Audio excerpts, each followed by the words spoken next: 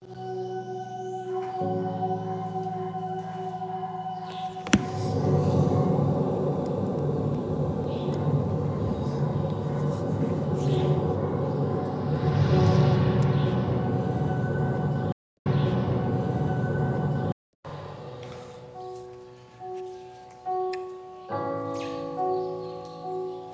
bénis au nom de Jésus-Christ de Nazareth.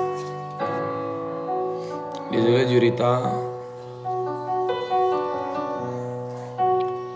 Je me suis réveillé, malheureusement le téléphone, je l'avais mis en charge, il n'a pas chargé. Donc j'ai dû attendre un peu, le temps qu'il charge un peu pour pouvoir commencer à cette heure. Je vais vous inviter à écouter déjà les paroles de cette chanson-là. C'est une chanson qui est chantée par, je ne sais pas si je vais l'appeler un rappeur ou un slammer, Be Right. Et Patricia Tigara, Dieu te bénisse abondamment. Qui d'autre est là rapidement? Je vais saluer. Signalez en commentaire, je vous salue rapidement depuis votre position. Soyez bénis abondamment.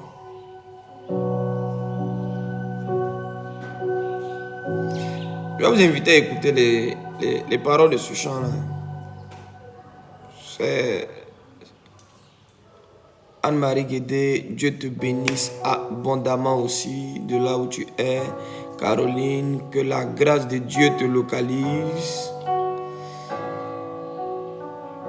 Qui d'autre est là? Je passe les salutations. Je te salue déjà ce matin, toi qui es connecté. Au fur et à mesure que je vois les noms ici, je vois Paul Dessous qui vient de rejoindre. Tina Bonsoir à tous, je m'appelle Demas et j'ai 33 ans. Écoutons, ce matin-là, je m'apprêtais à aller au taf et sans faire gaffe, j'étais en retard, pas de chance. Ma femme se trouvait dans la chambre avec les gosses. C'était l'heure de l'école, elle rangeait leurs peignes et leurs brosses, inébranlable avec mon air de catcheur. Spirituellement, je parais plus fort que ma femme, car sur ma vie, j'ai un appel de pasteur. Je lui fais souvent la leçon, car je trouve qu'elle prie pas assez. Et chaque fois qu'il y a une épreuve, pouf, elle est prompte à se lasser. Et moi je jeûne, je prie, je sers à l'église.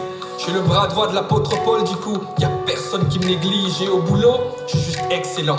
Mon salaire est étincelant, t'as le compte en découvert. Le mien est trop souvent en excédent. Et quand je vais sur Instagram, c'est vraiment trop fort. Les gens sont fortifiés dans l'âme, parce que je suis tellement profond. Car j'ai un grand appel au ministère, un grand appel prophétique. Y'a que ceux qui manquent de discernement, qui sont trop sceptiques. Mais peu importe la famille, chacun sa grâce, car Dieu il lève qui il veut. En tout cas je sais ce que je vaux, et faire son œuvre c'est ce que je veux. J'ai un appel des nations, je dois voyager dans le monde entier et faire toutes sortes de bonnes actions. L'humilité ça me caractérise, car quand j'arrive quelque part, je me fais tout petit tout au fond de l'église. Mais dans mon cœur je sais que je les dépasse tous. Et si jamais ils me donnent le micro, ils verront que je les déclasse tous. Dans ma vie, j'ai pu avoir ce que je veux. Y'a que ma femme qui est pas à la gloire de Dieu. Écoute, ça fait partie du package, c'est l'institution. De toute façon, avec la gloire, mais y a les persécutions. Ce jour-là, je lui ai dit dépêche-toi, car on va être en retard.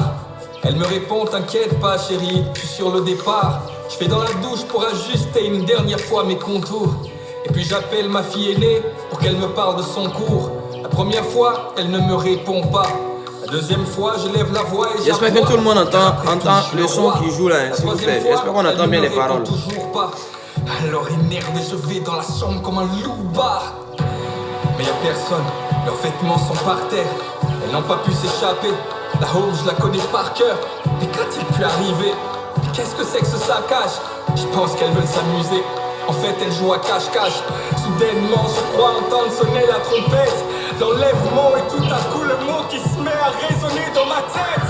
Au dehors, j'entends des cris et des pleurs. J'entends des grands bruits d'accidents, des freinages d'urgence et des heurts. Alors, j'ouvre grand la fenêtre. Au dehors, c'est la panique. Et je vois l'effroi dans les yeux de mon voisin, Abdel Malik. Je vois des vêtements par terre. L'atmosphère est alarmante. Et je vois ces poussettes vides dans les mains de cette nouvelle maman. Je me dis que c'est sûrement un rêve, il faut que je me réveille. Mais je suis comme prisonnier car en fait, ce n'est pas un rêve, c'est bien du réel. J'ai confondu mes conscients en même temps. Qu'à cet instant, je viens peut-être de manquer l'enlèvement. Et puis c'est vrai, je comprends pas pourquoi ma femme a été enlevée. C'est moi le futur pasteur. J'ai prêché même en anglais. J'ai même évangélisé dans les centres-villes et les métros. J'ai délivré comme Moïse. J'ai conseillé comme Jétro. Quand l'heure de prier sonnait, c'était ma femme qui restait couchée. Moi je devançais l'aurore et je priais 3 heures sans me toucher. J'ai confondu en tout point. J'ai vraiment l'air d'un crétin. C'est quoi, je vais vérifier ça. Je vais appeler des amis chrétiens.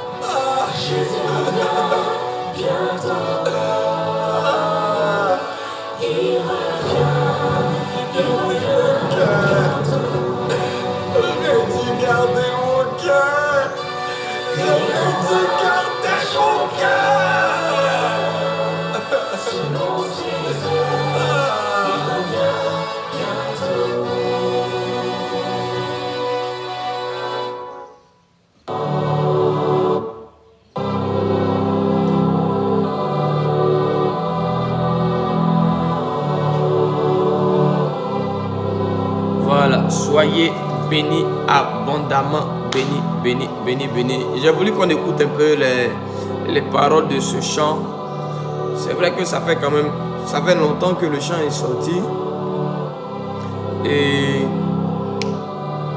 je l'avais déjà écouté en fait. Et puis récemment encore, je suis tombé sur cette chanson-là. Et puis je l'ai écouté, je l'ai réécouté. Et puis ça a provoqué quelque chose dans mon esprit. En fait, c'est par rapport à une situation que j'ai vécue récemment. Je vais vous expliquer ici. Je vous avais parlé ici d'une dame qui était atteinte d'un cancer et pour qui je devais aller prier. Parce que les gens l'avaient programmé, tout. Je vous avais dit ici que quand j'allais partir, j'allais faire un échange. La personne qui l'avait programmé, tout. Je suis parti et j'ai prié pour la dame. Mais malheureusement, la dame n'est pas restée, elle est morte. Vous savez, parfois quand Dieu nous exauce, quand on fait des exploits, on est dans la joie. Et il nous arrive, quand on ne fait pas d'exploits, quand les choses ne se passent pas toujours comme on veut, il nous arrive de commencer à murmurer, de dire non, Dieu, pourquoi on se plaint? Et notre foi prend un coup. Quand je viens ici, je vous dis, voici ce que Dieu a fait. On est tous dans la joie, on dit, waouh, c'est vraiment merveilleux. Mais je crois aussi que c'est aussi pour moi important de partager aussi avec vous les victoires, comme les défaites, ou je dirais les réussites, comme les échecs, les leçons que Dieu veut nous donner. J'ai compris par le décès de la dame que peu importe les capacités que Dieu va te donner, c'est Dieu qui a toujours le dernier mot. Même si Dieu te donne la capacité de voyager dans le temps, de modifier les événements, peu importe ce que Dieu a mis en toi comme don, peu importe les relations, peu importe ce que tu sais faire, tu dois comprendre que Dieu est au-dessus de toi et Dieu est souverain. Le dernier mot lui appartient. Ce n'est pas parce que Dieu t'a donné un don de guérison ou un ministère de miracles que partout où tu vas arriver là, les miracles vont se faire. Il arrivera des endroits où tu voudras faire des miracles, où Dieu ne voudra pas faire des miracles.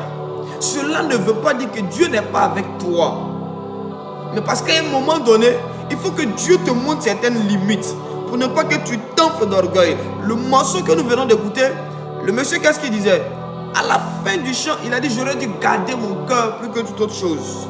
Pourquoi? Parce qu'il évangélisait, il cherchait des âmes, il priait, il jeûnait, et était l'homme le plus spirituel de sa maison. Cependant, à force de faire toutes ces activités, tous ces exploits sur les réseaux sociaux, il avait plusieurs followers Insta, TikTok si je peux dire ici, Facebook et consorts. Donc son cœur a commencé à s'enfler d'orgueil. Cependant, quand il allait dans une retraite, il faisait comme un saint, il faisait comme un homme humble. Mais dans son cœur, il n'était pas humble. Les gens l'appréciaient. Oh, Bill Wright, oh frère. Mais dans son cœur, quand les gens étaient en train de prêcher, il a dit, ah, ça moi je connais déjà. Ça, tout de suite, si on me donne le micro, je vais leur montrer quelque chose. Dans son cœur. Dans son cœur. À un moment donné, quand les choses commencent à bien se passer, on dit Seigneur, fais ça, Dieu le fait. On arrive ici, on décante les situations. On a tendance à croire qu'on est devenu des super-hommes. Il y a un seul super-homme. Il y a un seul superman. C'est Jésus. N'oublie jamais, peu importe tes exploits, peu importe tes réussites, peu importe tes succès. C'est Jésus le plus grand. C'est à lui la gloire. C'est à lui l'honneur. C'est à lui la louange. Il est celui qui mérite l'honneur, la louange et l'adoration.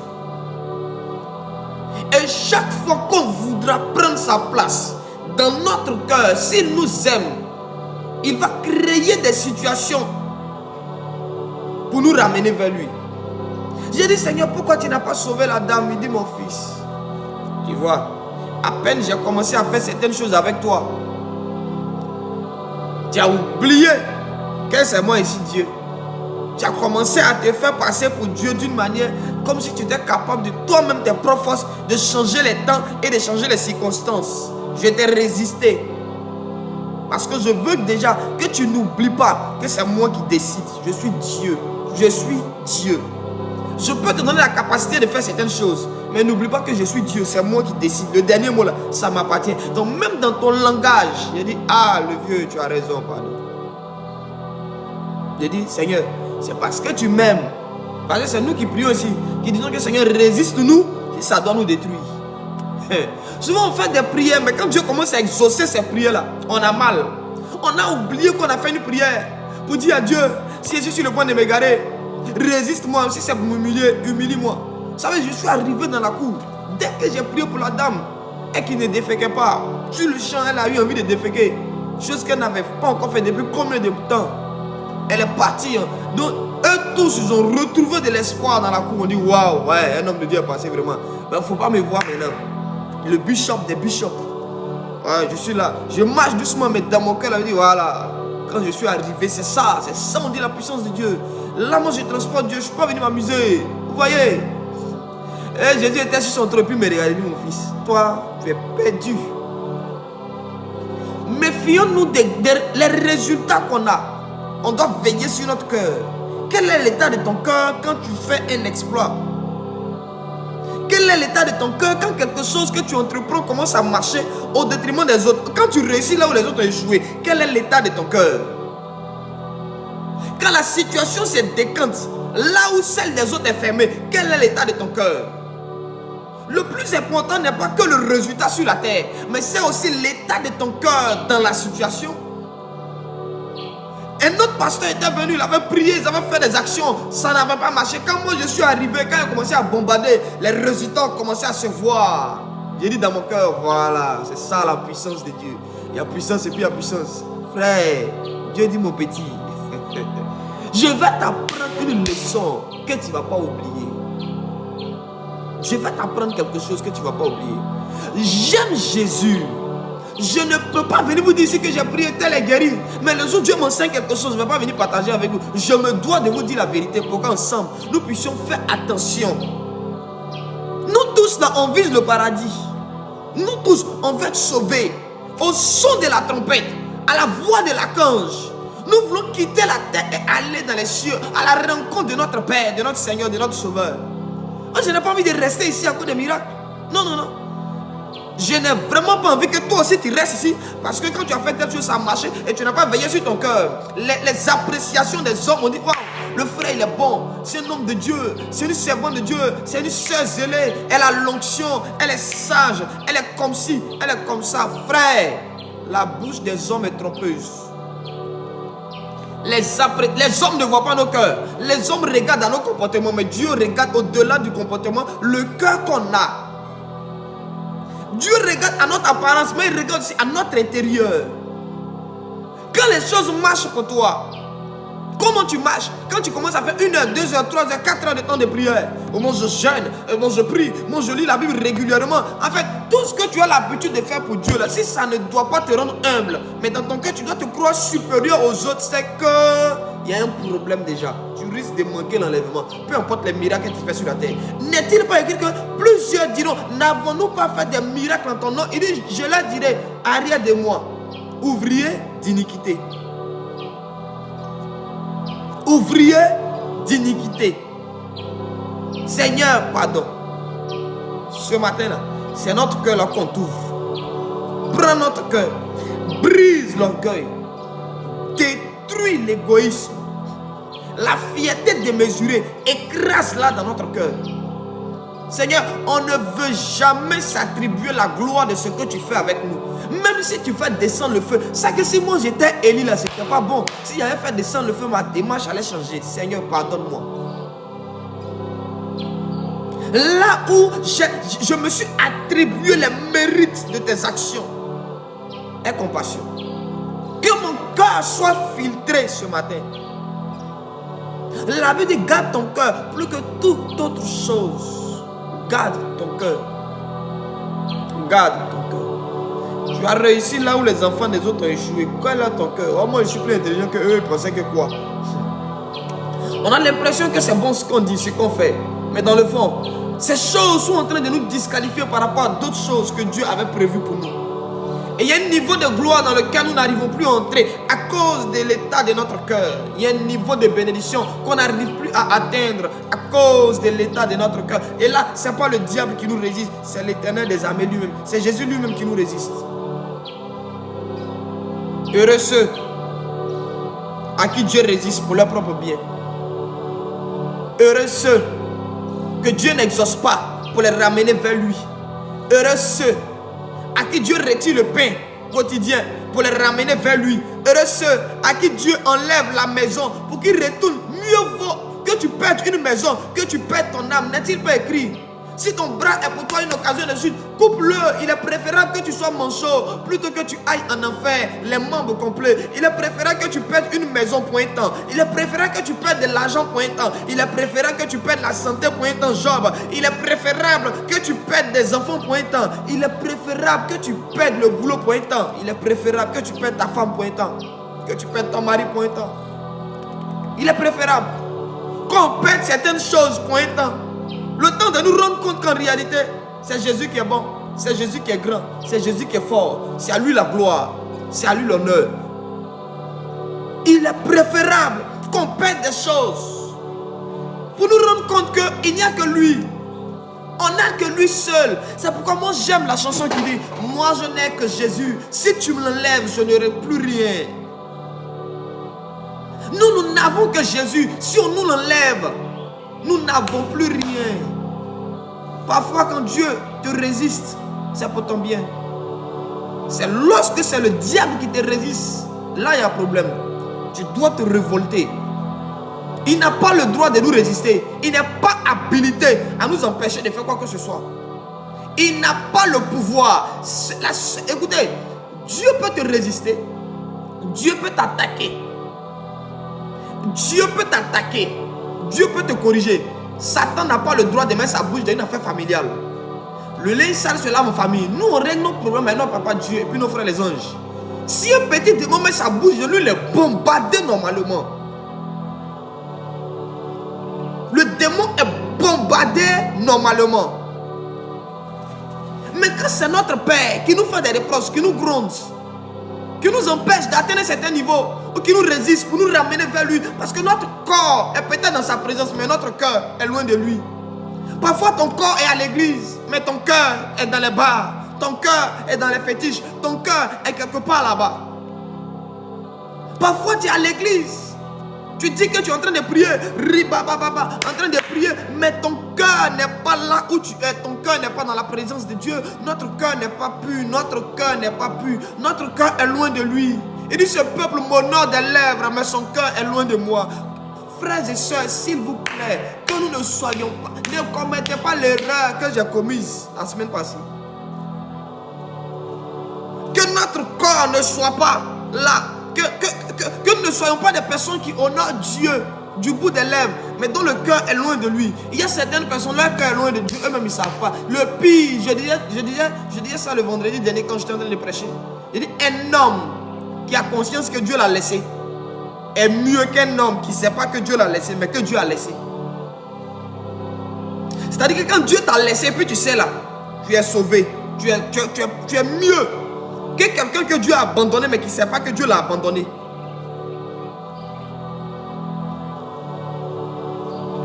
Je devais prier avec des familles, avec des parents. Je leur ai dit, laissons ça. Je me suis retiré, je suis allé prier le Seigneur. Frère, nul n'est à l'abri de s'enfler dans son cœur d'orgueil. Surtout quand Dieu commence à faire des choses avec toi. Quand Dieu t'aime, au moment où tu n'es pas encore devenu une superstar, Dieu va prendre le temps de dire, dès que tu as mon enfant, attention, pour que tu aies à l'esprit que quoi qu'il arrive, à Christ la gloire, à Jésus la louange, à Jésus les honneurs. Même si tu peux faire, ne te tape pas la poitrine. Ne te tape pas la poitrine. Laisse Jésus faire. Laisse Jésus faire. Donne-lui la gloire. Et il fera de grandes choses pour toi.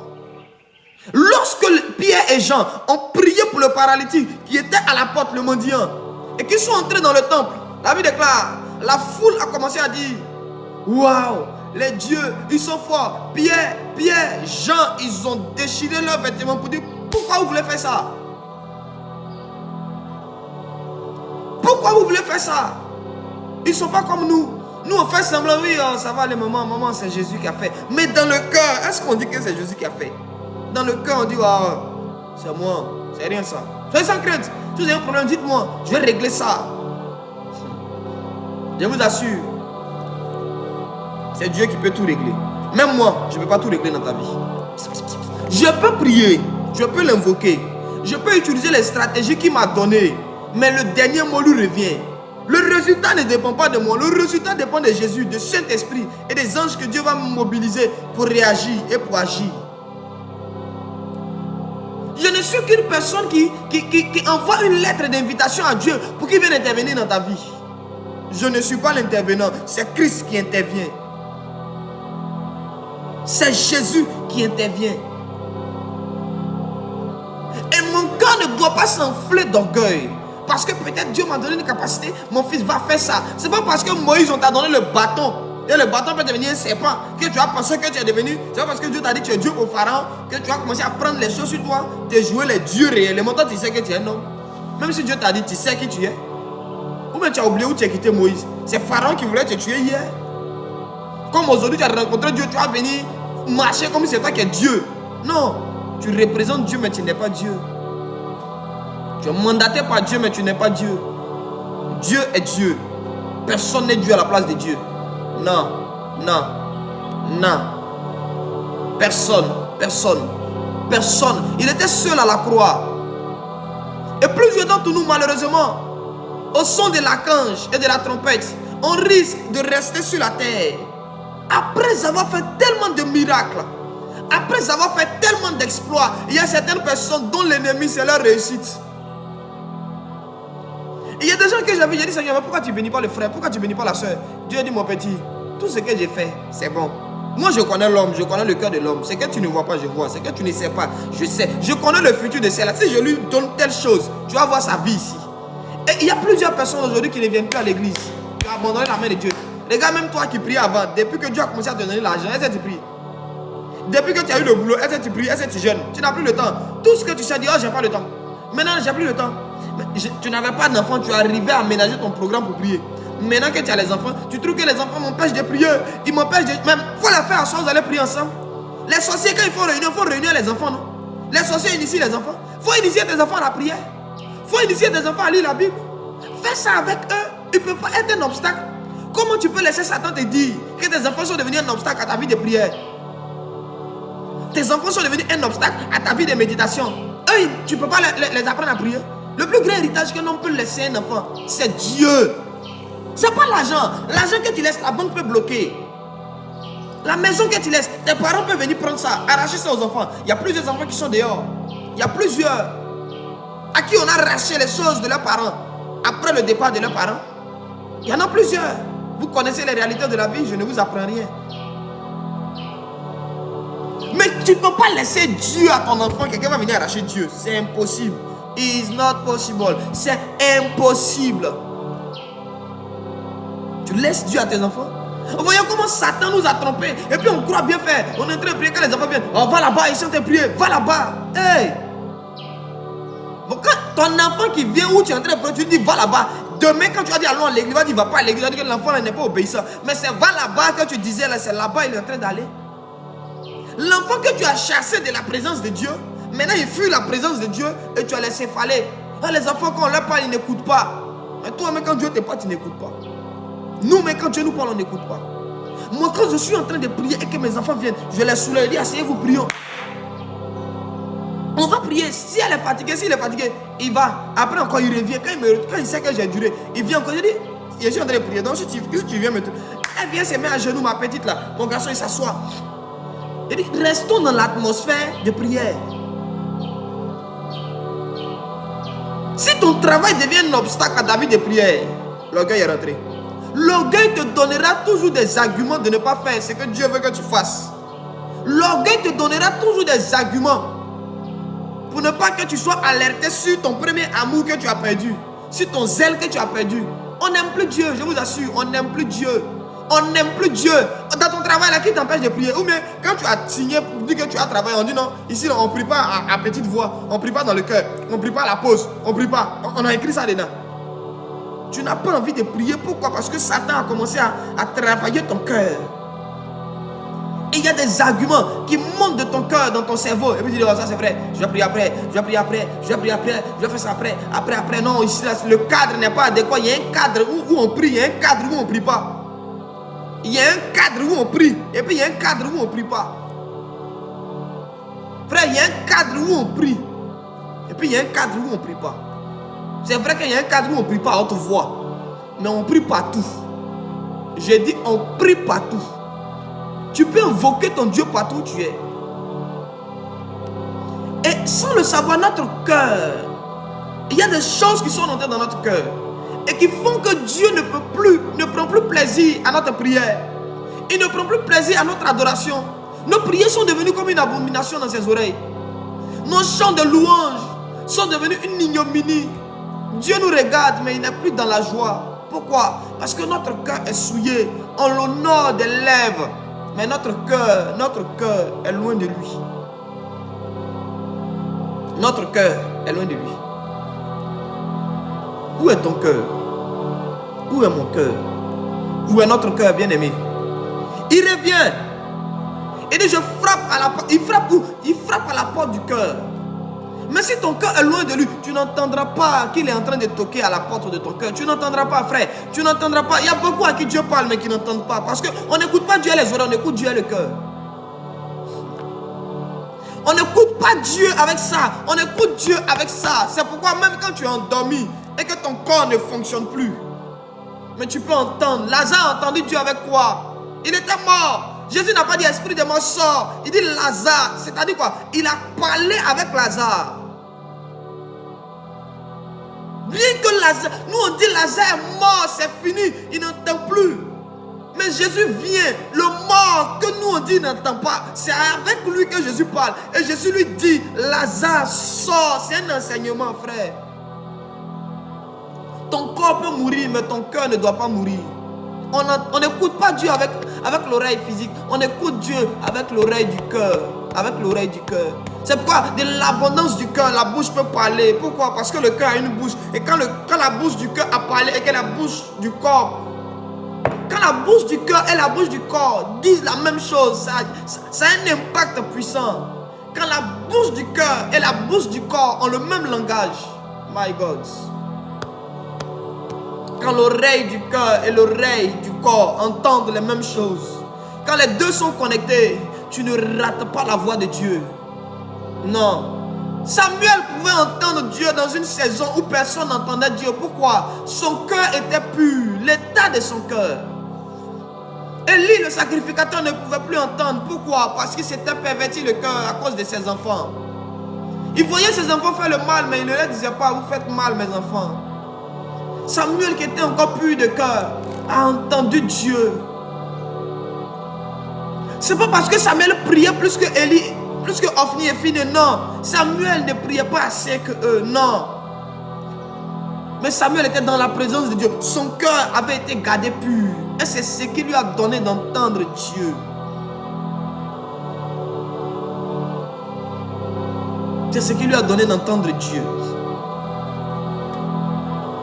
Notre cœur, gardons-le. C'est notre jardin d'Éden. Gardons notre cœur, s'il vous plaît. C'est vrai aujourd'hui, peut-être que tu commences à prier pour les gens. Peut-être que tu as commencé à aller dans les hôpitaux prier. Tu as commencé à voir des miracles. Je t'assure. Que ces miracles-là te rendent de plus en plus humble. Que ces miracles-là ne changent. Regarde ton langage. L'une des choses que Dieu m'a dit, mon fils, fais attention à ton langage. Ce qui démontre qu'un homme a changé, c'est son langage. Parce que de l'abondance du cœur, la bouche parle. Parfois, il faut t'écouter, il faut te réécouter.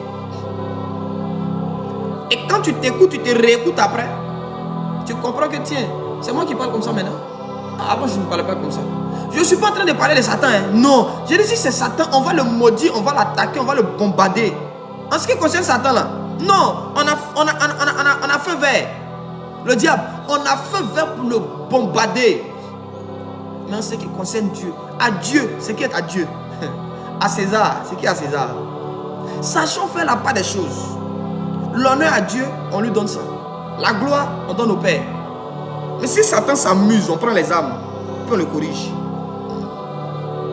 Ça, il n'y a pas de négociation. Si un sorcier s'amuse, on a feu vert de le bombarder jusque dans ses derniers retranchements. Et tu ne laisseras pas vivre la magicienne. Il est hors de question qu'on laisse une sorcière vivre. Non. Mais si notre capacité à détruire Satan nous rend comme Satan, il y a problème. C'est-à-dire orgueilleux, orgueilleuse. Là, il y a problème. Si nos exploits nous mettent dans la position qui a fait que Satan a chuté, c'est qu'il y a problème. Si on doit commencer à dire, ouais, c'est moi, le bishop des nations, le voyant millimétré, tout le monde se couche, et puis beaucoup vont perdre leur âme. Beaucoup ont déjà perdu le ciel, mais ils ne savent pas encore. Beaucoup d'entre nous se sont disqualifiés par l'état de leur cœur. Beaucoup d'entre nous se sont disqualifiés par l'état de leur cœur. Tes actions comptent, mais le cœur derrière les actions est encore plus important. Des cœurs non convertis, quand on leur dit non, il faut changer ta manière de t'habiller, dit ah, quitter là, c'est dans le cœur, mais c'est dans ton cœur là que ta coiffure est quittée. C'est dans le cœur là que le style où tu mets tes parties intimes dehors est quitté. C'est dans le cœur. Et il dit non, moi Dieu m'a dit, vous êtes sûr, vous n'avez pas peur du Saint-Esprit. On commence à faire les prières ici. Ou celui qui s'est amusé a dit c'est Dieu qui m'a dit de faire ça pour attirer les âmes. Il est rappelé à la mémoire de Dieu. Si Dieu ne se souvient pas d'avoir dit ça, c'est que tu as menti sur le Saint-Esprit. Et si tu as menti sur le Saint-Esprit, Dieu va te frapper. Oh non, c'est Dieu, c'est pour gagner telle catégorie. Bon, depuis que tu es dedans, tu as gagné combien d'âmes? Nous, on veut voir les âmes que tu as gagnées là. Pour nous prouver. Nous, on voit tes coiffures, on ne voit pas les âmes que tu gagnes. Nous, on voit ton style bizarre. On te voit te dénuder. On te voit toujours dans les bars, dans les maquis, dans les trucs bizarres. Tu dis non, c'est Dieu qui m'envoie. On ne te voit pas faire ce que Dieu dit de faire. Mais nous, on te voit là-bas. Tu dis non, tu es comme Daniel à Babylone, on a compris. Mais Daniel à Babylone avait des résultats visibles qui poussaient même le roi de Babylone. Non, c'est le Dieu de Shadrach, Meshach, Abednego qui est Dieu. C'est quand même, on va voir les autres en train d'adorer Jésus. Tout ce que tu fais qui ne provoque pas une soif de Dieu, mais qui la pousse simplement à apprécier. Ah, lui là, il me plaît. En fait, les gens veulent se faire plaire. Les gens ne veulent pas que les gens se convertissent. Parce que regardez le langage que vous suscitez dans le cœur des gens. Oh, le frère, il est simple. Non, moi, j'aime sa chrétienté. Frère, Jésus ne nous a pas fait venir sur cette terre-là pour que les gens nous aiment. C'est pour que les gens soient transformés. Donc, ton système dans lequel, entre Christ, Dieu t'a mis, qui ne transforme pas les gens, mais qui les pousse juste à t'apprécier toi, c'est un système purement diabolique, démoniaque. Satan aime s'attribuer la gloire. Et souvent, quand il veut te tuer même, là, il détourne la gloire là sur toi. Pour que toi, on t'acclame. Il a dit à Jésus, dis, prosterne-toi, je te donnerai la gloire de ces nations. Jésus dit, hein? Ah, c'est que tu ne sais pas, c'est que c'est à Dieu la gloire. Il dit, oh, il dit oui, c'est que tu ne sais pas. La gloire n'appartient pas à quelqu'un sur la terre, à Dieu. La vie que tu mènes, et puis c'est toi on apprécie, au lieu de donner la vie à Jésus là, c'est satanique. Faut pas te distraire, frère. Tu vas aller en enfer, ma soeur. Faut changer de vie. Reviens, reviens. Il n'y a pas de honte. Reviens. Est-ce que moi je ne suis pas prophète, je ne suis pas serviteur de Dieu. Je ne suis pas venu vous dire matin là que je suis allé prier quelque part. Premier jour, j'ai commencé à avoir des résultats. Deuxième jour, Dieu m'a résisté. La dame elle est morte. Après ça. Celui qui n'est pas humble pour revenir au Seigneur va perdre son âme. Si tu n'as pas assez d'humilité pour dire, ah, j'ai mal agi, je reviens à mon Dieu. En tout cas, quand la trompette va sonner, quand nous on va partir, il ne faut pas que quelqu'un va quitter. Faut pas que quelqu'un va tirer la robe de son ami. Sinon, moi-même, quand je monte, je suis à la porte avec un gros bois. Je vous attends. Vous qui aimez percer les murs, qu'on n'a pas invité dans les endroits, et puis vous voulez forcer là, je vous attends. Je dirai à Dieu, c'est lui, c'est elle. Elle nous a dit que c'est toi qui lui as dit de faire la coiffure là. Seigneur, c'est lui là. C'est lui qui nous disait que c'est toi qui l'avais envoyé là-bas. Il dit c'est toi. Il a dit ça, j'étais là, j'ai vu la vidéo. J'ai ça dans mon portable ici. Moi-même, moi aussi, dans mon portable. Oui, jouez moi. Oh. Il m'en va là-bas. Et le vieux, aïe. Il monte à le forti. Il monte à le téléphone. Celui qui manette en fait de la caméra, va. La va. Oh. C'est le jugement dernier qui a inspiré la va. Vous vous amusez. La va même, c'est au ciel là-bas. La va là, c'est au ciel. Donc dès que on fait sortir, il fait sortir le téléphone. Le Seigneur va le frère. C'est lui, le voici, il parle. Et puis la vidéo sort. On va voir si tu vas parler. Frapper va te dégoûter avant qu'on ne t'envoie en enfer. Sûr, je t'assure. On va te frapper copieusement avant que tu n'aies pas en enfer. Il a dit Seigneur, laisse-nous 5 minutes au Japon. On va gérer un truc d'abord. On va te frapper et puis on t'envoie en enfer. On t'es foutu de nous sur la terre. On n'a plus peur de Dieu. Oh, Dieu m'a dit. Dieu m'a dit de faire ça. Moi, vous jugez. Vous jugez. Il est écrit, tu ne jugeras pas, frère. Moi, je préfère juger sur la terre. Parce que ceux qui ne sont pas jugés sur la terre seront jugés en haut là-bas. Jugez-moi. Pardonnez. Jugez-moi. Les gens n'aiment plus entendre des reproches. Ils ont la démangeaison d'entendre des choses agréables. Pourquoi? Parce que Satan a pris les cœurs. Quand tu n'aimes plus les reproches, non, mais pourquoi moi il peut me parler comme ça? Non, mais pourquoi il me parle comme ça? Mais toi-même, tu es qui et puis on ne te parle pas? Toi, tu es qui et puis on ne te parle pas? Même David, on lui a parlé, roi. Mais toi-même, tu n'es pas roi. Tu n'es pas président. Tu n'es pas ministre. On doit te parler pour ton propre bien. C'est pourquoi nous qui sommes prophètes, qui vous aimons là, quand Dieu nous dit là, tu es fâché, oh, tu n'es pas fâché, oh, tu aimes le message, oh, tu n'aimes pas le message, oh, moi, je bombarde. Moi, je ne regarde pas ton humeur. Hein. Non. Je te bombarde et puis après là, ça travaille dans ton cœur. Je m'en fous. Hein. Je sème ça dans ton cœur. Tu es fâché contre moi, tu t'en vas. Mais 10 ans plus tard, la parole là, un jour, la parole là va remonter dans ton cœur pour dire, ah, on m'avait dit ça. Hein. Et puis ça peut te sauver. Quand le fils prodigue partait, son papa avait donné une parole. Donc le jour où ça a commencé à chauffer, c'est la parole là qui lui a fait prendre conscience. Elle a dit, mais c'est mieux hier de donner chez mon papa. Moi son papa lui a dit, mon enfant, là où tu vas, si c'est gâté, reviens, je suis là. Je ne t'ai pas oublié. Tu es mon fils, reviens. Donc ça lui a donné le courage de revenir. Jésus nous aime et ce qu'il veut, c'est notre salut. Ah, juger selon la justice de Dieu, il ne veut plus qu'on les juge. Il ne veut plus qu'on leur dise la vérité. Ah frère, ce que tu fais là, c'est faire entrer le monde dans l'église. Il dit non, vous ne connaissez pas. Maintenant, nous ne sommes plus l'ancienne génération. Samson, là, c'est à ses parents, ils ont dit, il ne faut pas, il va couper ses cheveux. Cheveux, tu as su ta dame. Non, moi, c'est Dieu qui m'a dit là. En tout cas, je bénis Dieu. Mais arriver au ciel, si ce n'est pas Dieu, est-ce que tu sais ce que ça va te faire? D'avoir menti à toute une nation, d'avoir menti à tout un peuple, publiquement, et tu as menti sur le Saint-Esprit. C'est Dieu qui m'a dit. Faites attention, faisons attention. Quand on dit Dieu m'a dit là, faisons attention. Faisons très attention. Je ne voudrais pas ici qu'on soit là en train de dire on prie ensemble, on se réveille à 5h, à 6h, on prie, on parle. Et puis au dernier jour là, je ne te vois pas, ou tu ne me vois pas. Il faut qu'on se... La manière dont on est ici là, il faut qu'on se retrouve là-bas comme ça. Vous dites, ah prophète, j'étais sur le live, mais je te suivais depuis tel pays. J'étais toujours là, voilà. Et puis on se rappelle, et puis on rit, on chante, on danse, on mange. Voilà ce que je veux. C'est pourquoi mes victoires, on va les partager. On appelle les victoires de Jésus au travers de moi, au travers de toi. Nos victoires avec le Saint-Esprit, on va les partager. Nos échecs, on va les partager.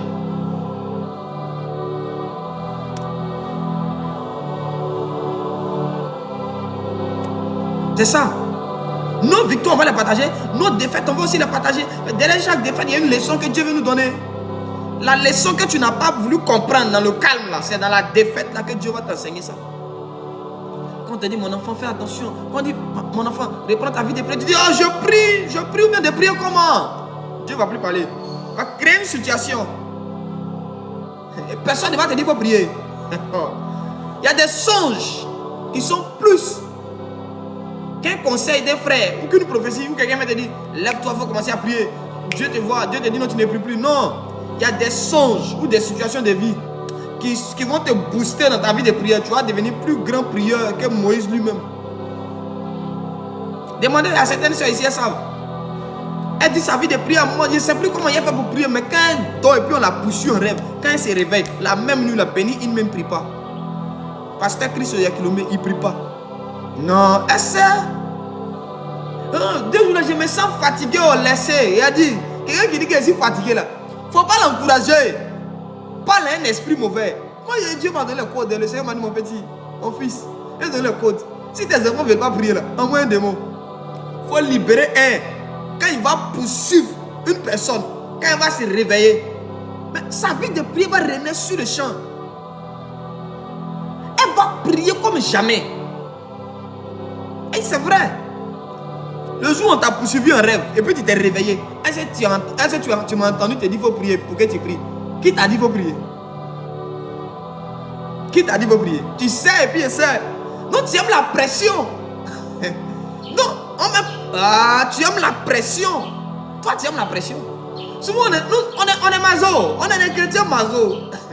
Quand Dieu vient calmement, mon enfant, il faut semer. Oh, je ne peux pas semer. Dieu va faire ton argent, va se perdre. Ou ils vont t'arnaquer. Quand ils vont prendre l'argent, 4 millions, 5 millions, 10 millions, 20 millions, tu vas attraper ta tête, Jésus, j'ai perdu de l'argent. On t'a dit il faut s'aimer. Tu dis non. Donc Dieu trouve un moyen de se servir à travers ses serviteurs, qui sont les bons petits dans la rue, les arnaqueurs. Toi, tu t'amuses. Tu joues. Dieu dit fais ça, tu es en train d'argumenter.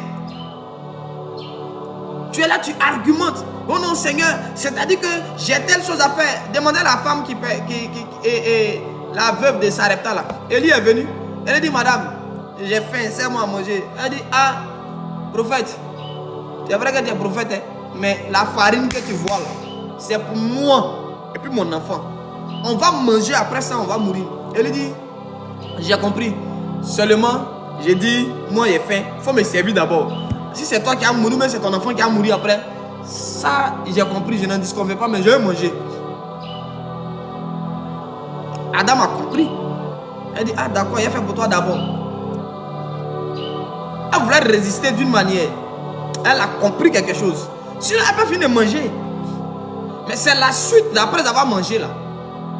Donc parfois, les leçons que tu ne retiens pas dans le calme, quand Dieu vient calmement, Tu es couché. Et puis l'ange te réveille. Ma fille, réveille-toi. Prie.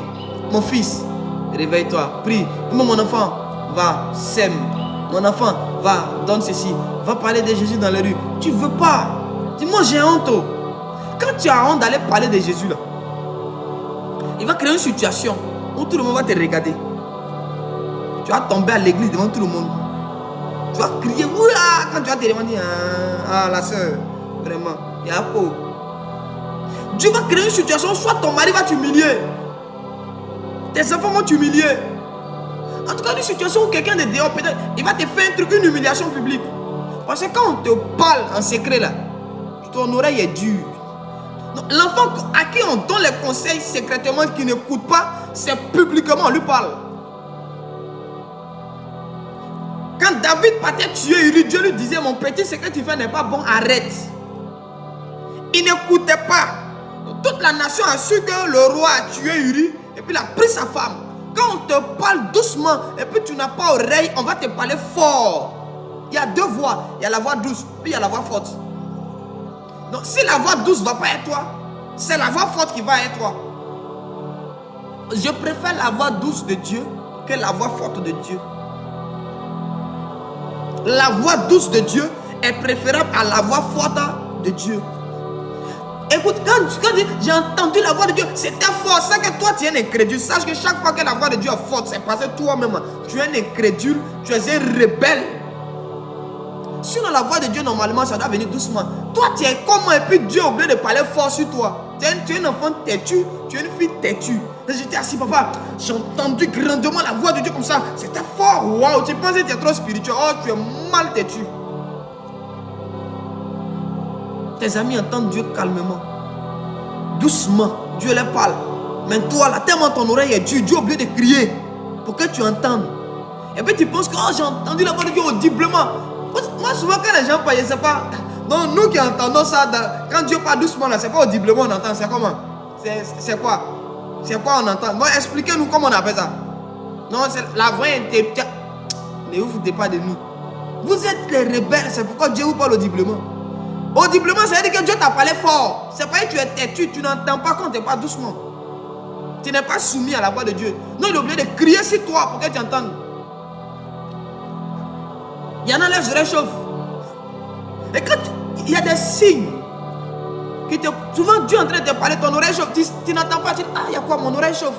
C'est que Dieu te parle, mais tu n'entends pas. Non, là, il est obligé de chercher un moyen encore plus violent pour que tu comprennes ce qu'il veut te dire doucement.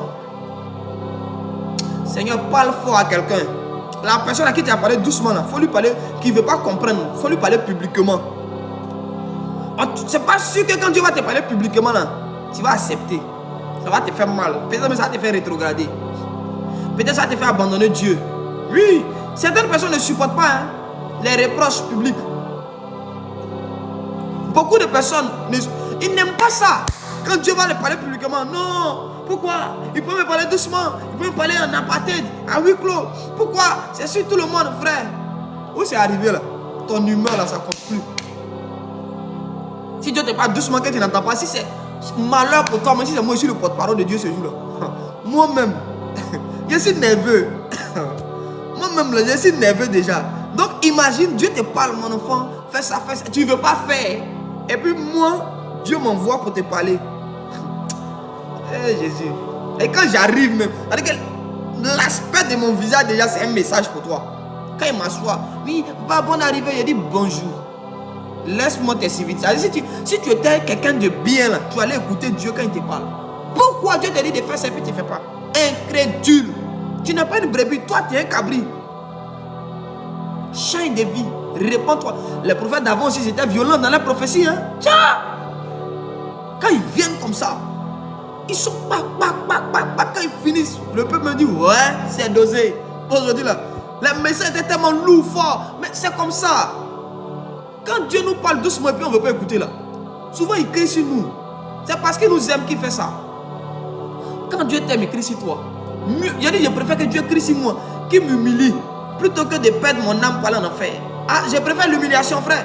La honte est préférable à la mort. Moi, je préfère la honte que la mort. Tu m'as humilié et c'est mort. Aïe, c'est qu'elle. On se relève. Dieu m'humilie. Il préfère que Dieu m'humilie. Il me relève. Il dit Seigneur, pardon. Une fois qu'il a réglé mon problème avec Dieu, là, mais il va me lever encore. Il va me bénir. Là où il a été humilié, c'est là il va me lever. C'est là-bas où on a accusé Joseph, on l'a mis en prison. Et puis on a gâté son nom. On dit non, c'est un juif, c'est un faux type. C'est là-bas encore que Dieu l'a béni, Dieu l'a levé quand il s'est humilié. Quand il s'est humilié. Quand Joseph t'a dit à la femme de l'autre comment et puis elle a envie de toi. Faut rien quand tu es venu, elle a envie de toi. Tous ceux qui travaillent dans la maison n'ont pas envie d'eux. Dès que toi tu es venu, tu es trop beau quoi. Tu la regardes comment? Tu rentres dans sa chambre conjugale. Tu fais des choses, tu l'approches. Non maman, madame, c'est-à-dire que tu as des approches bizarres de la femme d'autrui. Elle tombe amoureuse de toi et puis toi tu dis non, tu n'as rien fait. Faut pas on va se distraire ici. Le petit là, sa bouche n'était pas calme. Et puis ses œuvres n'étaient pas pures. Comme Dieu lui disait, petit, arrête de regarder la femme de l'autre là comme ça. Arrête ça. Il ne comprenait pas. Donc Dieu lui a parlé par la prison. Alors, l'histoire de Joseph, vous n'avez pas la vraie version, j'ai ça ici. J'ai l'histoire. J'ai l'histoire de Joseph, il y a ça ici. Je vous explique. C'est le petit, un jeune homme. Potiphar a eu pitié de lui. On le traînait comme un esclave par les Ismaélites. Le monsieur dit, ah, l'enfant là, il est beau. Pourquoi vous faites ça à l'enfant? Mon petit, viens, je te mets chez moi. Regardez, hein, quelqu'un qui a eu pitié de toi. Mon petit, viens, je te mets chez moi. Donc Joseph menait chez Potiphar. Potiphar dit, ici là, tu ne seras pas esclave, mais tu vas travailler, gère tout, mon petit. Comme Potiphar, c'est un grand, il dit, sa femme n'a qu'à rester à la maison. Donc toi, tu es venu travailler chez Potiphar là. C'est la femme de Potiphar, tu regardes. Non, tu as les stratégies, tu es toujours au contact de la femme, tu parles à elle. Tu parles à elle, tu la regardes bizarrement. Elle a tes yeux bleus, tu sais qu'elle a les yeux bleus, donc tu la regardes. Tu te dis, tu lui fais les clins d'œil façon. Tu as charmé la dame, elle est tombée amoureuse. Elle te dit, mon petit, le film que tu as commencé là, terminons. Tu sais que là, si Potiphar t'a attrapé, tu vas sentir ça. Depuis que tu as commencé à regarder la femme, elle lui fait les yeux de Dieu, dit, mon petit, on ne fait pas ça. Tu ne convoiteras pas. Joseph, peut-être que tu n'agis pas, mais dans ton cœur, il y a la convoitise. Quand tu regardes la femme, elle était très belle, hein? La femme de Potiphar. Très belle. Elle était très belle. La Bible n'aime pas parler des vilaines femmes. Je vous assure. Toutes les femmes qui sont mentionnées dans la Bible, c'est des belles femmes. Peut-être qu'elle peut avoir un mauvais comportement, mais elles sont belles. Même Jézabel, elle est belle. Regarde, elle s'appelle Jézabel, elle est belle. Tout quand tu es vilain, la Bible ne parle pas de toi.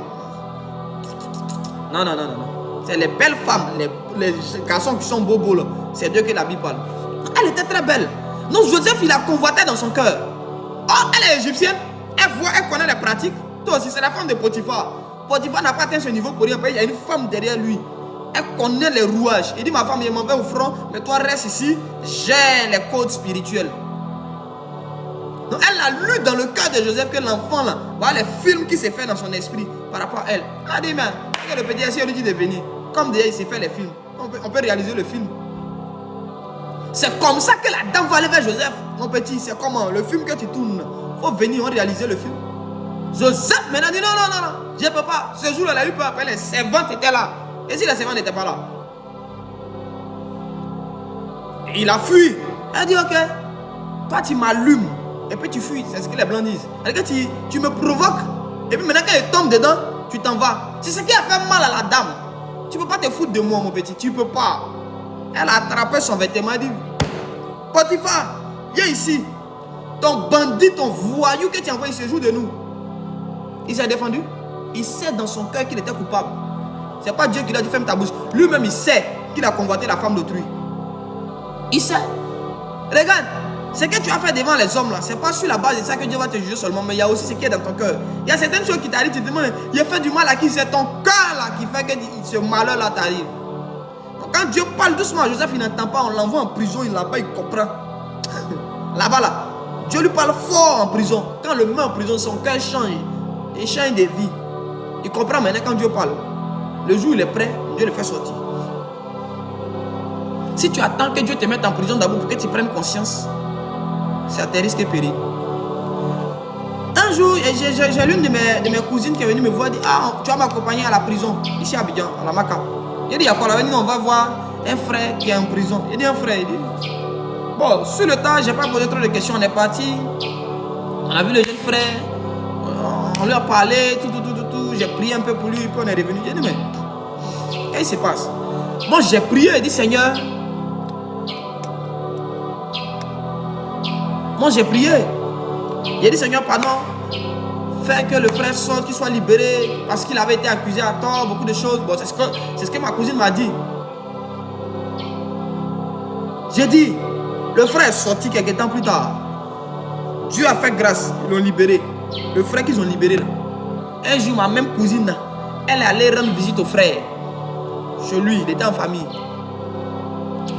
Elle dit, il y a le gars là, s'il restait en prison, c'était bon. J'ai dit, il y a quoi? Il dit, si tu le vois en train d'insulter sa maman et son papa, tu es découragé. J'ai dit, quel frère ça? Le frère calme, on allait trouver en prison. Elle dit, c'est parce qu'il était en prison qu'il était calme.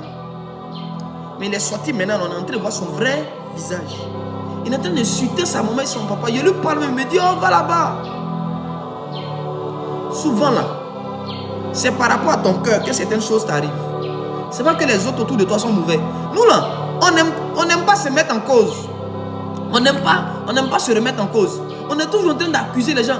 Ils m'ont fait du mal. Pourquoi? Joseph, si on t'a vendu, c'est ta bouche papato là qui a fait que tes frères t'ont vendu. Tes frères ne te détestaient pas. Lisez bien, on dit Joseph là, il aimait rapporter ce que ses frères faisaient. Nous tous on fait quelque chose et puis toi tu passes derrière. C'est toi qui t'as raconté ça aux vieux. Qui veut de quelqu'un comme ça auprès de lui? L'enfant il n'avait pas bon esprit. Joseph là, il n'était pas bon. Faut pas on va se mentir. C'est quand il s'est repenti, il a changé de cœur. C'est là que Dieu l'a béni. Souvent là, faut pas on va se voiler la face. Oh non, comme c'est lui le héros dans le film, donc il faut toujours qu'on parle en bien de lui, c'est faux. Il n'était pas bon. Il avait un mauvais cœur, Joseph. Il avait un mauvais cœur. Tu as eu ton songe. C'est où tout le monde est en train de dire, papa, maman. Jacob dit, mon père dit, donc toi tu dis quoi? Nous on va se prosterner. D'ailleurs, c'est qu'il y a dans le cœur de Joseph. Et que lui, quand il est là, il va dominer sur ses frères. Lui se voit un mal dominant. Lui se voit un... C'est-à-dire que celui qui a les commandants, qui a marché sur... Oh, Dieu veut qu'il soit une aide pour ses frères. Pas quelqu'un qui a marché sur eux. Et non, j'ai vu vos jeunes sont venus s'incliner, se prosterner. Attends, vous voyez Joseph même. Jusqu'à son papa dit, mon petit, est-ce que toi tu es normal? Est-ce que ça va dans ta tête? Moi, ta maman, nous on venus se prosterner devant toi qui est notre enfant. Tu comptes sur quoi? L'enfant là, il n'avait pas bon cœur. Sincèrement, hein. Il y a des songes qu'on fait là. Mais il y a des détails dans les songes là. Si on comprenait réellement le langage de Dieu là, on allait se repentir vite. Oh, j'ai rêvé. Tout le monde était en bas comme ça. Moi, j'étais en haut. Ça disait ce que ça veut dire. Tout le monde était en bas. Toi, tu étais en haut. Tu fais quoi en haut? En haut où tu t'es vu là, tu fais quoi? C'est ton cœur là qui t'a mis là-bas. Quand tu vas tomber, on est assis, on te regarde. Ils l'ont vendu à cause de son mauvais cœur. Souvent les gens autour de toi ne te parlent pas. C'est pas parce qu'ils sont mauvais, c'est pas parce qu'ils te détestent. Tu as un mauvais cœur. Dans ton cœur là, il y a des choses. Je vous ai dit qu'il y a l'odeur du corps, mais il y a l'odeur du cœur. Et l'une, je n'ai pas approfondi, hein, mais je vais approfondir bientôt. L'une des caractéristiques d'une odeur qui émane d'un cœur, ça a la capacité de transformer le comportement de ceux qui sont autour vis-à-vis de toi. Oui. Parfois, le comportement que les gens ont vis-à-vis de toi, c'est ce qui est dans ton cœur. Remarquez, une femme qui marche et qui veut être appréciée, qui veut attirer les regards. Quand elle passe là, les gens vont te regarder. Ouh, ma chérie, tu es belle, hein? Oui, dans ton cœur là, c'est ce que tu souhaites. Donc, quand on te fait dire, si gêné, c'est ce que ton cœur voulait, c'est ce que les autres autour de toi ont fait. Le comportement des gens autour de nous souvent est dicté par notre cœur, l'état de notre cœur. C'est ce qui dicte le caractère des gens autour de nous. Tu voulais qu'on t'apprécie. Hein, comment ils sont? On doit m'apprécier, il faut que tout le monde me regarde. Maintenant tout le monde te regarde, tu es en train de glisser sur talon pour tomber. C'est pas ce que tu voulais. Mais laisse, tombe bien. Tu veux qu'on te regarde, on te regarde, maintenant tu glisses, tu tombes. Et je n'ai rien dit, on m'a apprécié. Le frère, quand il marche, on dit, oh, mon frère, tu es beau. C'est ce qu'il voulait dans son cœur. Mais tu vas tomber. Il pleut 2 jours là, bien. Tu tomberas. Je prie qu'un caillou même apparaisse quelque part là-bas. Casser le talon pour que tu trébuches un caniveau en plus. Oui, il faut que tu tombes. Oui, tu tomberas. Hein. Avant la fin d'octobre, tu glisseras, tu tomberas d'une chute.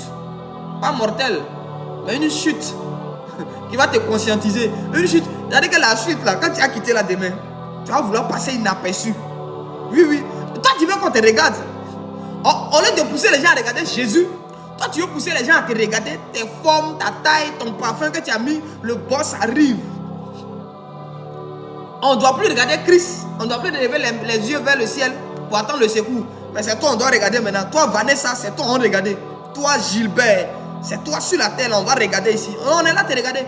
Tu glisseras au nom de Jésus. Je dis, tu tomberas. Nous, on va dire. C'est là que tu vas comprendre que quand on te regarde et puis tu tombes là, ça fait mal. Souvent, c'est mieux qu'on ne te regarde pas, plutôt qu'on te regarde. J'ai compris dans la vie que tout ce que Dieu élève, c'est les... Regarde, quand tu commences à avoir l'envie, le désir de ne pas être vu, c'est là que Dieu est en train de t'élever. Il fut un moment ici, j'avais la visibilité sur Facebook. Hein. Je voulais qu'on me voie. J'ai dit, oh les lives là, ça n'a pas beaucoup de vues. Il faut que ça monte. Je voulais tellement être vu. C'était Satan. C'était Satan. C'était pas une affaire de non. Je veux que tout le monde entende l'évangile. Il faut que le message soit fort. C'était pas fait de message, c'est faux. C'est faux. Je voulais qu'on me voie. Je voulais qu'on dise que je prêche le mystère. Ils ont bloqué ma page Facebook. J'ai dit, voilà. Quand Dieu te voit doucement, puis tu n'entends pas là. C'est ça là qui t'arrive. C'est ça. Je me suis caché, oh. Frère, je me suis caché. Où je suis là? Même si je suis seul même dans mon live, je vais faire comme s'il n'y a rien. Ma femme me connaît. À l'église ici là, que du soir. Souvent on est deux. Mais le message même de que du soir, souvent plus dangereux que le message de dimanche. Oui, je vous assure. Je ne regarde plus à la foule. Hein. Et je fais. Vous êtes nombreux, vous n'êtes pas nombreux. Ça, c'est plus mon affaire. C'est plus mon ressort. Ça dépend de Dieu. Il n'a pas voulu que beaucoup d'hommes viennent pour préserver mon cœur. Parce que souvent, là, le cœur que tu as quand tu parles à 1000 personnes, ce n'est pas le même cœur que tu as quand tu parles à 2 personnes. Oui. Si devant 2 personnes, tu ne peux pas prêcher des choses. Parce que toi, non, c'est message. Il y a des gens là, ils disent, ce message-là, c'est réservé à la foule. La foule. C'est qui va t'envoyer foule là? Tu t'amuses. Jésus m'a avec la foule et puis un matin, il a désiré de faire un truc, il dit, mangez mon corps, buvez mon sang. Foule là est partie un coup. Ils sont restés 12. La foule là va te tuer. La foule là va te détruire. La foule là va te tuer. Souvent là, c'est notre cœur. Quand Facebook m'a bloqué, j'ai dit, oh, ils m'ont bloqué, comment je vais faire? Mais voici, et ça a commencé un peu sur TikTok. Où je suis là maintenant? J'ai 2 abonnés. J'ai 3 ou. On est 2 ou. On est 4 ou. On est 1000 ou. Si une soeur a 1000 abonnés, c'est que Dieu a permis que son cœur là soit à mesure vraiment de lui donner gloire malgré les 1000 followers qui suivent en ligne. Quand Dieu va trouver que mon cœur là arrivé au stade où je dois avoir 100 000 personnes connectées en live, il va les envoyer. Mais s'il sait que mon cœur va commencer à s'enfler là, Seigneur pardon, même si on doit rester 20, mais encore reste 20. Si on doit rester 2, encore reste 2. Si ça peut garder mon cœur en attendant que je ne comprenne que je n'aille de l'avant. Où on est arrivé la champion, chacun lutte pour son avenir et pour son paradis. Ce qui peut me garer là, je n'ai pas besoin de ça pour le moment. Non. Soyons. Ce qui peut t'avaler ne laisse pas la chose te laper. Ça c'est un proverbe ivoirien. Ce qui peut t'avaler ne laisse pas ça, ça va te laper. Non, frère. Ne jouez pas. Ne jouez pas. Hein?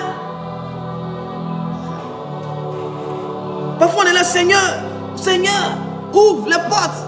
La porte là c'est ton cœur. Si ton cœur c'est ouvert, Dieu aussi. Là les Ivoiriens ils sont prophétiques. Il dit mon cœur reste ouvert. Et si ton cœur change, Dieu changera. Dieu n'a pas de problème. Lui veut te rendre riche, mais c'est ton cœur là qui regarde. Toi tu n'as pas bon cœur. Mais toi tu veux aussi les bonnes choses de Dieu. Non. La dimension de ta bénédiction dépend de l'état de ton cœur. Moi j'ai compris ça. Où je suis là. Si Dieu doit permettre à un démon de m'attaquer, c'est que par exemple mon cœur là quelque part a ouvert une porte. Donc Dieu permet que Satan vienne me corriger, me taper. Satan vienne me taper, m'attaquer. Et puis je me défends un peu, puis Dieu me dit, tu as vu non? Tu as vu? Réponds-toi. Change, fais comme ça mon enfant. Et tu seras sauvé. Et puis quand il fait, Dieu me relève. Ce qui est bon, c'est que quand tu déconnes, Dieu va permettre que Satan te tape.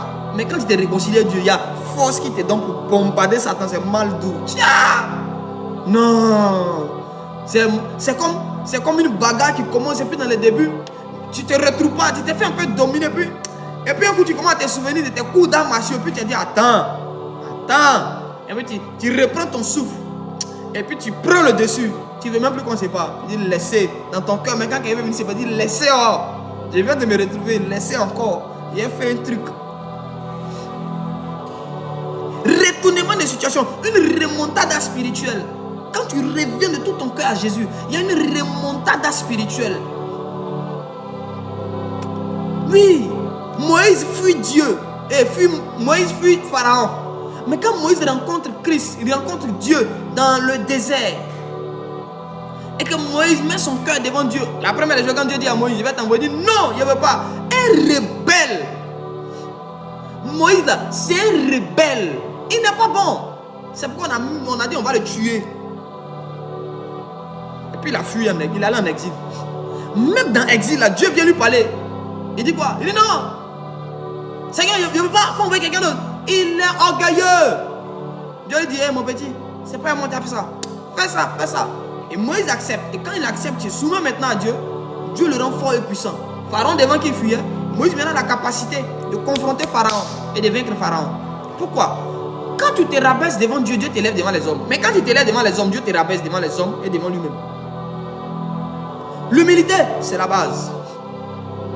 Il n'a pas dit faire semblant de te couper. Daddy, papa. C'est pourquoi beaucoup de... Il y a des femmes qui respectent leur pasteur, qui ne respectent pas leur mari. Tu n'es pas humble, maman. Il ne faut pas te blaguer. Oh non, c'est ma mère spirituelle, c'est mon père spirituel. Lui, je l'honore, mais toi et moi, tu vas là en enfer, toi et moi. L'humilité, là, ça ne trie pas les personnes. L'humilité ne trie pas. Michael était tellement humble.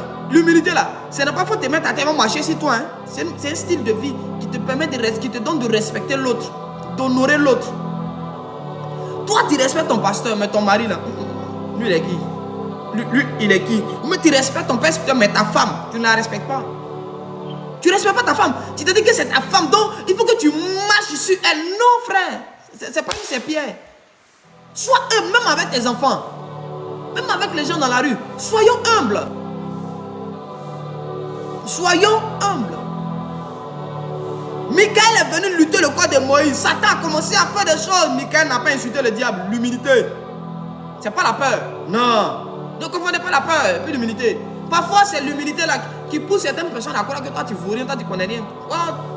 Souvent, Dieu t'a donné certaines connaissances et puis tu es assis là. Tu les écoutes parler. Un homme humble, tu auras l'impression qu'il ne connaît rien. Oui. Tu auras l'impression qu'il ne sait rien faire. Mais quand tu vas le mettre peut-être à l'épreuve, c'est là que tu vas comprendre que il peut faire. Elle peut faire. Il m'arrive des moments ici où je suis en train de prier, puis non. Je donne le micro à ma femme. Maman, il faut prier. Oh, c'est moi le prophète. C'est moi, on appelle le voyant. Frère, il faut laisser ça. Il faut laisser faire des voyances, à faire des prophètes. On a fait une veillée ici, 10 heures de prière. Je donne le micro à ma femme. Elle dit, maman, il faut gérer telle partie. Mais elle a mis le feu. Elle a mis le feu. J'étais tellement dans la joie. J'étais tellement dans la joie. Elle dit, ouais, ça c'est ma femme, ça. Oh, Seigneur, merci. Frère, souvent là, il faut laisser les gens, ils vont faire. Sois humble. Dieu n'est pas obligé de passer par toi pour tout faire. Dieu n'est pas obligé. Il y a des moments qu'il faut faire. Hé, frère, c'est Dieu qui est Dieu. Nous là, on est en bas ici. Soyons humbles. Respectons-nous les uns les autres. Apprenons à nous honorer les uns les autres. L'honneur que tu veux là, il faut donner ça aussi aux autres. La manière dont tu veux être considéré, tu veux être respecté, c'est comme ça qu'il faut respecter l'autre. Il y a beaucoup de personnes qui se croient humbles. C'est à l'église, papa, mais à la maison. Seigneur. Dieu là, tu penses que lui il doit à l'église quoi. Dieu, chez toi à la maison, Dieu n'est pas là, il ne vient pas. Donc quand on dit omniprésent là, le mot omniprésent là, tu as oublié ça. Dieu est partout, il voit tout, il sait tout. À la maison, quand tu es en train de te comporter mal, là, Dieu est là, il te voit, il entend. À l'église, tu es saint, tu es sainte, tu es parfaite. Mais à la maison, on ne peut pas t'attraper. Au quartier même, on n'est pas sûr que c'est toi là, c'est en Christ, le frère en Christ. Parce que l'attitude dans l'église est différente de l'attitude de dehors. Oh, c'est les gens de dehors qui ont vu les chrétiens qui ont dit non, vous voulez le petit Christ. Ce n'était pas à l'église, on leur a dit ça. C'était dans les rues. Arrêtez de trier ceux que vous devez honorer, ceux que vous ne devez pas honorer. Ceux devant qui vous devez être humble et ceux devant qui vous ne devez pas être humble. Arrêtez ça. Arrêtons ça. Arrêtons ça. Moi, il m'arrive parfois d'appeler des gens. Ah, tu n'as pas un conseil à me donner? Il dit, ah, prophète, c'est toi normalement. Il dit non, c'est pas une affaire. J'ai trop quitté au loin, il est venu conseiller Moïse. Moïse n'a pas dit que j'ai trop. C'est mon Dieu appelé. Toi, tu es qui, puis tu vas me parler. C'est à mon Dieu, parle bouche à bouche. J'ai trop. Tu connais pas Dieu, hein? Non. J'ai trop. Moi, je parle à Dieu. Dieu doit me confirmer d'abord. Derrière cette phrase, généralement, pour certaines personnes, il y en a pour qui il faut que Dieu leur parle. Je suis d'accord. Mais il y a plusieurs personnes qui disent Dieu doit me confirmer d'abord. Il faut que Dieu me parle, il faut que Dieu me parle. Beaucoup de personnes qui aiment utiliser cette phrase-là, c'est l'orgueil là qui les fatigue. Ils ont un problème dans le cœur. Je vous assure, ils ont un problème dans le cœur. Où il y a des... C'est écrit où? Il y a des parties de conversation où ils demandent. Mais c'est pas écrit. Quand Salarin il dit, c'est écrit où? C'est pas écrit. Dieu a dit ça où? Souvent, regarde ton langage. Ton langage, souvent, ça te montre que dans ton cœur n'est pas bon. Dieu va nous élever, c'est notre cœur, il regarde. Nous, on pense que le temps de Dieu, là, c'est le cœur de l'homme. Maintenant, il te dit ça. Le temps de Dieu, c'est notre cœur. C'est notre cœur là que Dieu regarde. L'horloge de Dieu, c'est le cœur de l'homme. L'horloge de Dieu, c'est notre cœur. Si ton cœur n'a pas changé, même s'il veut déverser huile sur ta tête, de poser toutes les actions du monde entier, Dieu va dire, mon petit, c'est zéro. Notre cœur. Notre cœur. Voilà notre plus grand problème. Notre cœur. Satan n'est rien. Laissez le diable, il ne peut rien créer. Il est vaincu. Moi je dis, Satan, il est vaincu. C'est pourquoi il nous pousse à prier. Esprit de réclamation. On brise les esprits de réclamation, mais on oublie notre cœur. On a plus de regard sur les autres que sur nous-mêmes. Cependant, quand l'Esprit de Dieu vient, il vient pour nous d'abord. Le Saint-Esprit survenant sur vous, disait Jésus, quand il vient, c'est d'abord pour toi. En toi, il règle tout. Un Saint-Esprit qui ne te parle pas de ta vie, de tes fautes, de tes faiblesses, qui ne te pousse pas à travailler ça, il dit c'est un petit démon que tu as reçu. Un Saint-Esprit qui n'est pas capable, chaque jour de te dire mon enfant, corrige-toi, fais ça. Fais ça, ici tu fais ça mal, fais comme ça. Mais un Saint-Esprit qui est toujours en train de te dire, ta soeur a péché, le frère a péché, le cousin a péché. Un Saint-Esprit accusateur, un démon. Ça c'est pas le Saint-Esprit de Jésus. C'est pas pour Jésus là. Peut-être c'est la version de Satan. Ça c'est le diable qui a envoyé un démon. Le Saint-Esprit, il te met face à tes erreurs. Regardez Pierre. Pierre qui n'est pas préparé à prier pour les païens, mais il dort. Le Saint-Esprit lui montre une nappe où il y a tous les reptiles, où il y a tous les oiseaux impurs. Et Dieu lui dit, tue et mange. Il dit, moi, jamais. Dieu lui dit, tue et mange. Quand il se réveille, le Saint-Esprit dit, toi tu peux être saint quoi. C'est pas toi qui as régné Jésus là. Toi Dieu te pardonne, et puis toi tu penses quoi? Il dit, pardon. Quand on lui a rappelé son passé, il a compris. Souvent, on doit te rappeler un peu ton passé pour que tu te rendes compte que toi-même tu étais mauvais aussi. Et que Dieu t'a pardonné. Travaillons notre cœur, bien aimé dans le Seigneur. Travaillons notre cœur. C'est la base. Travaillons notre cœur. Dieu n'est pas le problème, c'est nous. Il dit, à partir d'aujourd'hui là, il faut laisser Satan. Il n'a qu'à se reposer. La prière que le diable ne veut pas que tu fasses, c'est que tu pries pour ton cœur. Imagine, tu fais un mois en train de prier pour ton cœur. Seigneur, mon cœur. C'est-à-dire que tu n'as pas autre sujet de prière. Imagine, hein, tu prends tout octobre là. Tout le mois d'octobre.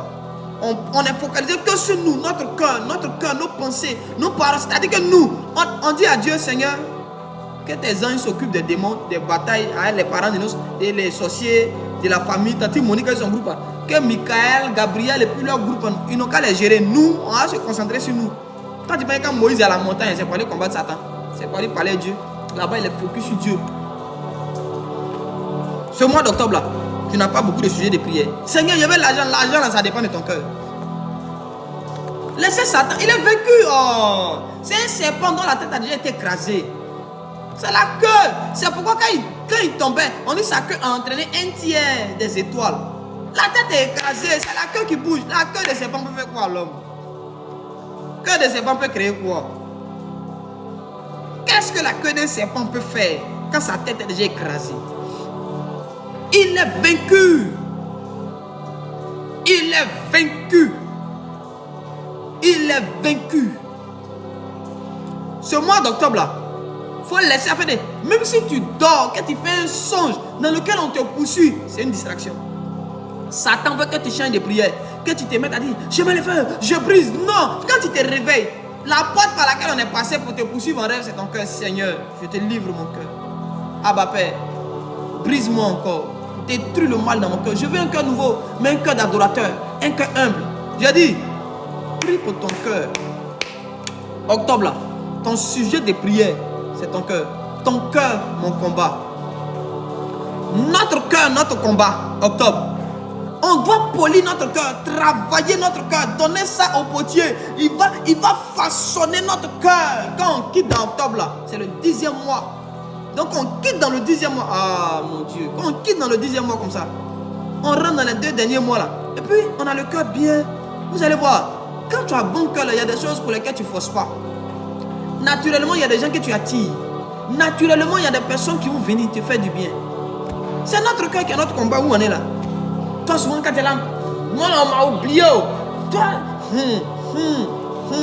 tu es toujours en train de soupirer, mais des mauvais soupirs. Tu as ulcère. À cause de colère, tu as ulcère. Rancune t'a donné ulcère. Rancune t'a donné ulcère. Papa, quand il faut gérer, j'ai eu ulcère, mais tu n'as pas de bonnes pensées. Comment tu vas pas avoir ulcère? Octobre, notre cœur, notre combat. Notre cœur. Quelqu'un met en commentaire, mon cœur, mon combat. Regarde, il faut écrire sur papier, il faut coller dans ta maison. Au cas où Satan veut te faire oublier. Quand tu vas, mon cœur, mon combat, il doit prier pour mon cœur. Rakaya braneleke, Seigneur mon cœur, change mon cœur, change. Il a dit, tu peux faire le même sujet de prière pendant 1 heure, 2 heures, 3 heures, 4 jours, 7 jours, 8 jours. Quand tu seras en train de faire ça, je t'assure qu'il y a des gens qui vont tomber seuls dans ta vie. Il y a parfois là, les gens ne tombent pas parce que tu dis, non, qu'à tomber. Je ne sais pas comment vous expliquer ça. Que Dieu m'aide et que le Saint-Esprit développe ça dans votre cœur là-bas vous-même. Souvent là, la meilleure manière de renverser quelqu'un, c'est que tu changes ton cœur. Le carburant que tes ennemis utilisent, c'est l'odeur qui émane de ton cœur. Quand c'est une mauvaise odeur là, ça amplifie. Je vous ai dit que les démons se nourrissent, les esprits, pas démons. Les esprits se nourrissent des émotions et des sentiments. Donc si ton cœur a de mauvaises émotions, de mauvais sentiments, ces mauvais sentiments-là sont le carburant des démons qui te combattent. Donc tu vas voir que plus tu as la haine, plus tu as la colère, plus les attaques se multiplient. Mais un cœur pur, ça a attiré les anges. Comment les autres prient et puis j'ai dormi, Dieu m'a transporté. Et puis toi, c'est Satan qui te transporte. Toi, quand tu dors, tu te retrouves au village toujours. C'est ton cœur là qui fait que tu es au village. Mais les gens du village, tu ne les as pas oubliés. Tu les détestes jusqu'à présent. Ils t'ont maltraité. Ils ont maltraité ton papa. Ils ont maltraité ta maman. Tes amis dorment et ils se retrouvent aussi. Et toi, tu dors, tu es au village dans les bas-fonds. Tu fais quoi au village? Tu cherches quoi dans les bas-fonds? Notre cœur. Le temps est arrivé. Quand toi tu dors, il faut que tu te trouves maintenant au palais. Il faut te voir dans les dimensions. Tu fais quoi dans les bas-fonds? Ma fille dit dans les bas-fonds comment? Ma fille, elle t'assure. Il y a des gens là. Elle est à Abidjan, il est à Abidjan. Ils sont en France, quelque part là-bas. Mais quand ils dorment, c'est eux toujours. Papa, moi toujours quand je suis au village, c'est ton cœur là qui fait que tu es au village. Tu fais quoi au village? Toi, tu fais quoi au village? Tu ne mets pas, et puis tu ne mets pas dans quelque chose de bon.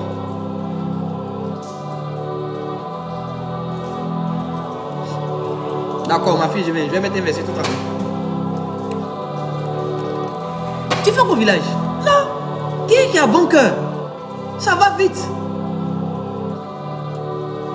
Jésus a fait 3 ans de ministère. J'ai regardé une vidéo où c'est Sarkozy, non? Sarkozy était en train de parler de Jésus. J'ai dit, le monsieur il prêche mieux que nous. Il dit, mais Jésus n'a eu que 3 ans de vie publique. Mais Ces 3 ans de vie publique ont bouleversé toute l'humanité, toute l'histoire des hommes. Mais nous, là, regardez, on a 30 ans, 35 ans, 40 ans. Dans quel est l'impact de notre histoire? Dans nos familles, notre histoire ne donne même pas envie de se convertir. À cause de notre cœur. Mauvais cœur va nous tuer. Il a dit, il faut écrire sur papier. Si tu veux faire imprimer une bâche, écris sur des papiers en grand caractère. Mon cœur, mon combat. Colle dans ton salon, colle dans ta cuisine, colle dans ta chambre, colle dans ta douche. Il faut coller partout. J'ai dit, il faut coller ça partout. Mon cœur, mon combat, mon cœur, mon combat. Comme ça, dès que tu veux oublier, quand tu tournes ici, mon cœur, mon combat, là, tu te rappelles. Mais souvent, Satan te fait oublier. Il suffit d'un petit songe où tu rêves à la mort. Quand tu te réveilles, esprit de mort, retourne. Au nom de Jésus, tu rentres en jeûne en même temps, tu oublies. Et c'est ton cœur là qui a fait que mort là va rentrer. Si ton cœur est fermé à la mort va passer où? À partir d'aujourd'hui, j'ai dit ton cœur, ton combat. Ton cœur, ton combat.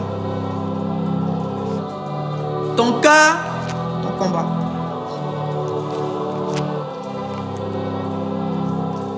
Ton cœur, mon combat. Garde ton cœur plus que toute autre chose. Garde ton cœur. Le jardin d'Éden, c'était le symbole du cœur. C'était le symbole du cœur. C'était le symbole du cœur. Que Dieu nous aide. Il y a tellement de choses sur le cœur, surtout dans le Proverbe.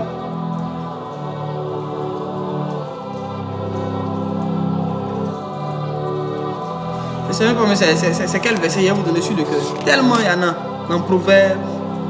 Il y en a un peu partout. Je vais chercher un bon. Que Dieu vous bénisse. Et que la main de Dieu soit encore sur vous. Que la grâce et la faveur de Dieu soient encore sur vous. Que le Saint-Esprit nous aide. Que le Saint-Esprit nous aide. On va aller dans Matthieu. Et ceux qui ont le cœur pur, quand ils verront Dieu, vous allez vous donner. Notre cœur doit être pur. Notre cœur doit être pur. Notre cœur là doit être pur. Notre cœur doit être pur. Un cœur impur attirera des choses impures, des hommes impurs, des femmes impures. Toi toujours tu tombes sur des fautifs, c'est que ton cœur n'est pas bon. C'est que ton cœur n'est pas bon. Pourquoi tu n'attires pas de bonnes personnes?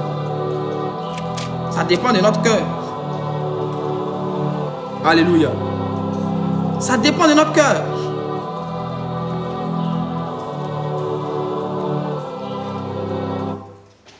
Que Dieu nous aide. Que le Seigneur dans son amour nous aide. Qu'il renouvelle en nous un cœur pur.